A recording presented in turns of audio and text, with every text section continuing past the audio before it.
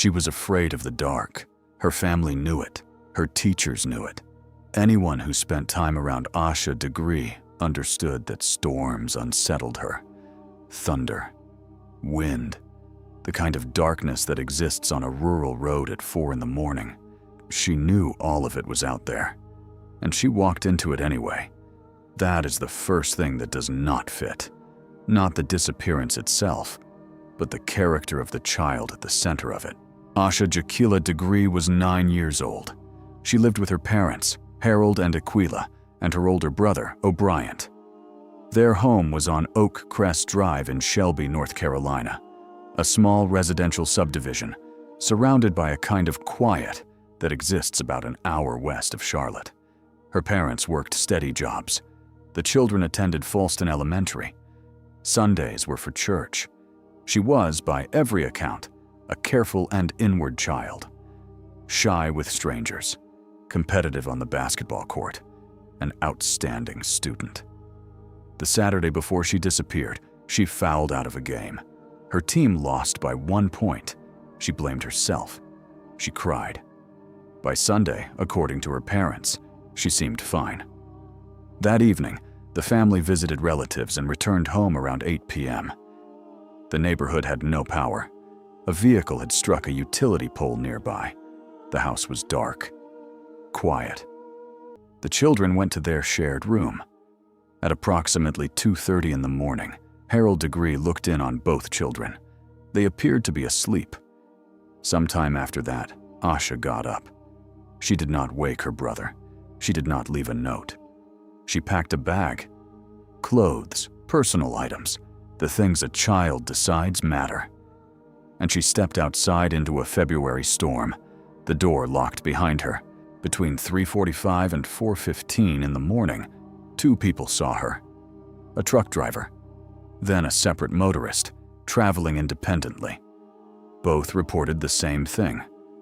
A small girl, alone, walking south along Highway 18 in heavy rain.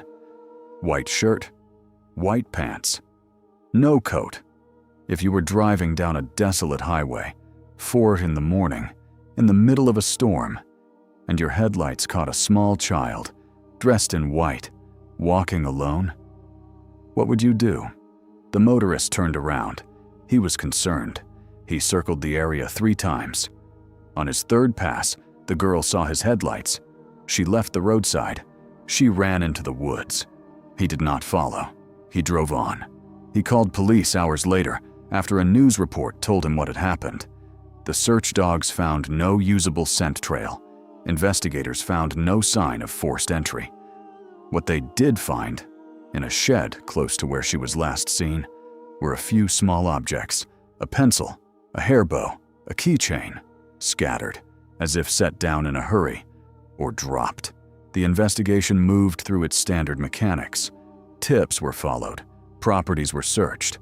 An informant's lead sent investigators to dig at an intersection in Lawndale. Nothing. For 18 months, nothing.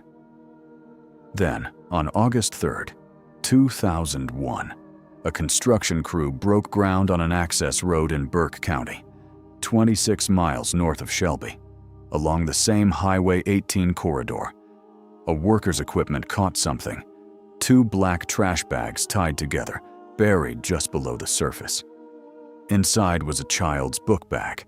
Inside the book bag, a name, a phone number, Asha Degree. The sheriff made a statement that received little attention at the time. He said the bag appeared to have been thrown from a moving vehicle, not carried to that spot, not placed carefully. Thrown from a car at speed on a rural highway. And then, at some point, covered.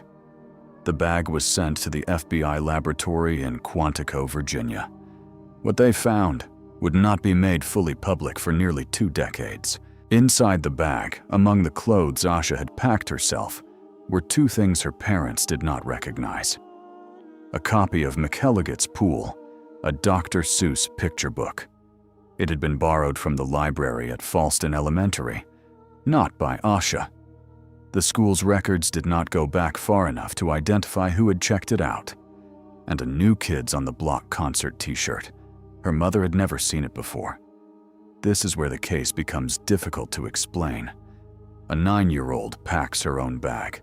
The contents are what you would expect, a child's choices made independently. But 2 items inside do not belong to her. They came from somewhere else, from someone who either placed them in her bag before she left or had access to that bag afterward. A familiar book, a piece of clothing with a specific cultural reference. Investigators have noted these items without drawing firm conclusions publicly. But objects given to a child, objects chosen to appeal, to reward, to create familiarity, carry a particular meaning in the context of child abduction cases. They are not incidental. They are communicative. Someone selected those items. Someone put them in that bag. At this point, something no longer fits. The bag was buried 26 miles away. The items inside were not hers. The bag appeared to have been thrown from a vehicle, and a single human hair, invisible to the naked eye, recovered from Asha's undershirt, had been logged by the FBI laboratory and placed into long-term evidence storage. In 2001, the technology to identify a contributor from that hair, with the precision required for a criminal investigation, did not reliably exist. Mitochondrial analysis could suggest a lineage, but a full STR profile, the kind that produces an individual match, required nuclear DNA from a hair with an intact root, and methodology that would take years to develop into a forensic standard. The case needed time. What it also needed, eventually, was a name to compare. In September 2024, the FBI, the Cleveland County Sheriff's Office, and the North Carolina State Bureau of Investigation executed warrants on 5 properties across 3 counties. The target was a family: Roy Lee Dedmon, his wife, Connie, and their adult daughters, named as suspects, but not charged. The Dedmons had operated a residential care facility, the Northbrook Rest Home, in Vail, North Carolina. Their properties ran along a familiar corridor. The route between the rest home and Broughton Hospital follows Highway 18. The same road, the same stretch, the same dark miles where 2 witnesses saw a 9-year-old girl walking alone. When the warrants were unsealed, a specific forensic detail emerged and reframed everything. The hair recovered from Asha's undershirt in 2001, stored in a sealed evidence bag in Quantico for over 2 decades, had been re-examined using modern DNA methodology. The result was described in search warrants as matching AnnaLee Dedmon Ramirez. According to investigators, this suggested a possible connection to the family, a daughter of Roy and Connie Dedmon. She was approximately 13 years old at the time of Asha's disappearance. There is another detail, and I need to open a small parenthesis here, just outside the main timeline. On February 13th, 2025, nearly 25 years after Asha disappeared, 3 additional search warrants were executed by the Cleveland County Sheriff's Office. Cell phones were seized from multiple members of the extended circle. In the months prior, investigators had already obtained access to a cloud account. Inside it, a series of iMessages, conversations, private, unfiltered.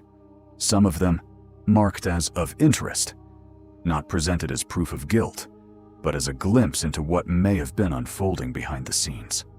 According to the warrants, these conversations involved 3 sisters: Sarah, Lizzie, AnnaLee, daughters of Roy and Connie Dedmon.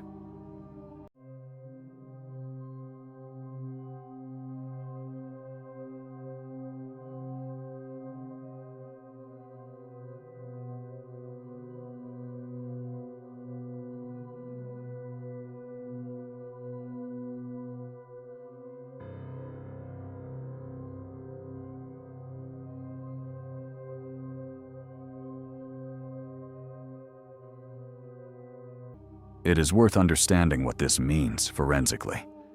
Under controlled storage conditions, sealed, climate-stable, minimal light, A human hair can preserve nuclear DNA for decades. The FBI maintains its evidence under precise environmental protocols. A hair with viable root tissue can, under the right conditions, yield a genetic profile comparable to a recent sample. The hair on Asha's undershirt had been waiting, intact, for 23 years.